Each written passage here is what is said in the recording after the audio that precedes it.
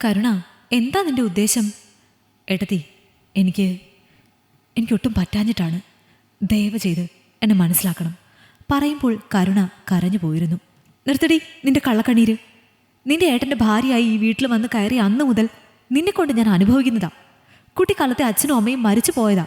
ഏട്ടൻ വളർത്തിയതാ എന്നൊക്കെ പറഞ്ഞ് നിന്റെ വേലക്കാരിയെ പോലെയാണ് ഞാൻ നിന്നകത്ത് ജീവിച്ചത്. നിന്റെ ഏട്ടൻ എന്നും നീ കഴിഞ്ഞേ ആരുള്ളൂ.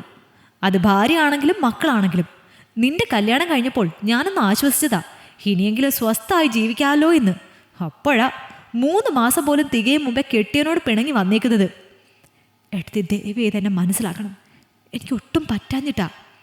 ദാമ്പത്യ ജീവിതം ആകുമ്പോൾ അങ്ങനെ തന്നെയാണ്. കുറച്ച് പൊട്ടലും ചീറ്റലും ഒക്കെ കാണും, അല്ലാതെ സിനിമയിലും സീരിയലിലും ഒക്കെ കാണും പോലെ അല്ല. അതൊക്കെ എനിക്കറിയാം ഏട്ടത്തി. പക്ഷേ ഇതങ്ങനെയല്ല. ഓരോ ദിവസവും അമ്മയ്ക്കും മോനും ഓരോ ആവശ്യങ്ങളാണ്. അതൊന്നും എൻ്റെ ഏട്ടനെ കൊണ്ട് കൂട്ടിയാൽ കൂടില്ലെന്നറിയാവുന്നത് കൊണ്ട് എല്ലാം സഹിച്ചും ക്ഷമിച്ചും തന്നെയാണ് ഞാൻ ജീവിച്ചത്. പക്ഷേ ഇപ്പോൾ വീട് വയ്ക്കാൻ 5 ലക്ഷം രൂപ വേണമെന്ന് പറഞ്ഞ ആ ബഹളം, അതിൻ്റെ പേരിൽ എന്നെ ഉപദ്രവിക്കുന്നുണ്ട്. അപ്പോൾ അതാണ് കാര്യം. ഏട്ടൻ്റെ കയ്യിൽ നിന്ന് പണം ഊറ്റാനുള്ള വിദ്യയാണിതൊക്കെ അല്ലേ? അയ്യോ, അങ്ങനെയല്ല. നിർത്തടി നിന്റെ പഞ്ചഭാവം ചമയിൽ. കൃഷ്ണേട്ടൻ വരും മുമ്പേ നീ ഇവിടെ നിന്ന് ഇറങ്ങണം. ഇല്ലെന്നുണ്ടെങ്കിൽ നിന്റെ മുന്നിൽ കത്തിച്ചാമ്പലാകും ഞാനും എൻ്റെ മക്കളും. സുമ ഉറഞ്ഞു തുള്ളിയപ്പോൾ മറ്റൊന്നും പറയാൻ നിൽക്കാതെ ബാഗും എടുത്ത് കരുണ ആ പടി ഇറങ്ങി. ഭർത്താവിന് അനിയത്തിയോടുള്ള അമിതമായ സ്നേഹം എന്നും സുമയെ ദേഷ്യം പിടിപ്പിച്ചിട്ടേ ഉള്ളൂ. ആ ദേഷ്യം മുഴുവൻ കരുണ ഇറങ്ങിയതും വാതിൽ വലിച്ചടച്ച സുമ തീർത്തു. 3 ദിവസങ്ങൾക്ക് ശേഷമുള്ള അർദ്ധരാത്രി. ഫോൺ ബെല്ലടിക്കുന്നത് കേട്ടാണ് കൃഷ്ണനും സുമയും ഉണർന്നത്. ഹലോ, കൃഷ്ണനല്ലേ? അതെ, നിങ്ങളാരാ? ഞാൻ ടൗൺ സ്റ്റേഷൻ SI ആണ്. നിങ്ങളുടനെ മെഡിക്കൽ കോളേജ് ഹോസ്പിറ്റൽ വരെ വരണം. നിങ്ങളുടെ അനിയത്തിയെ ഇവിടെ കൊണ്ടുവന്നിട്ടുണ്ട്. അയ്യോ സാറേ, എൻ്റെ കുഞ്ഞിന് എന്താ പറ്റിയത്?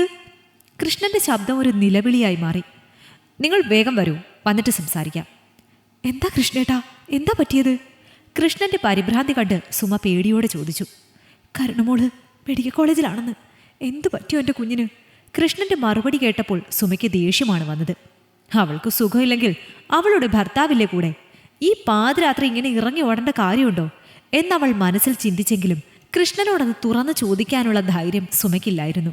കുഞ്ഞുങ്ങളെ അടുത്തുള്ളൊരു ബന്ധുവീട്ടിലാക്കിയ ശേഷം ഓട്ടോയിൽ കൃഷ്ണനോടൊപ്പം സുമയും ഹോസ്പിറ്റലിലേക്ക് പോയി. നിങ്ങളാണോ കൃഷ്ണൻ?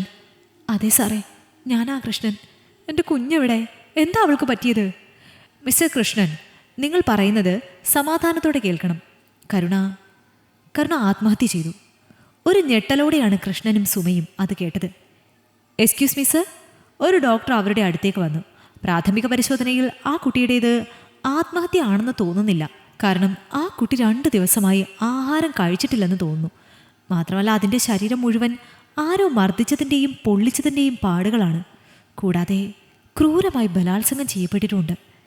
ഇങ്ങനെ ഒരവസ്ഥയിൽ ഒരു പെൺകുട്ടിക്ക് എഴുന്നേറ്റ് നിന്ന് കെട്ടിത്തൂങ്ങാനുള്ള ആരോഗ്യമൊന്നും കാണില്ല. കൂടുതൽ വിവരങ്ങൾ പോസ്റ്റ്മോർട്ടത്തിന് ശേഷം പറയാം. ഡോക്ടർ നടന്നു പോയതും ഒരു സ്ട്രക്ചറിൽ കരുണയുടെ ബോഡി കൊണ്ടുവന്നു. അത് കണ്ടതും കൃഷ്ണൻ ബോധം മറിഞ്ഞ് താഴേക്ക് വീണു. അമ്മേ, വന്നേ, ഇവിടെ വന്നിരിക്കുക. ഏറെ നേരമായി ICUവിന് മുൻപിൽ ചുമരിൽ ചാരി നിന്ന സുമയെ മകൻ അനൂപിൻ്റെ ഭാര്യ കാർത്തിക പിടിച്ച് കസേരയിലേക്കിരുത്തി. ഇങ്ങനെ കരയല്ലേ അമ്മേ, നമ്മുടെ അമ്മൂൻ്റെ ജീവൻ തിരികെ കിട്ടിയില്ലേ?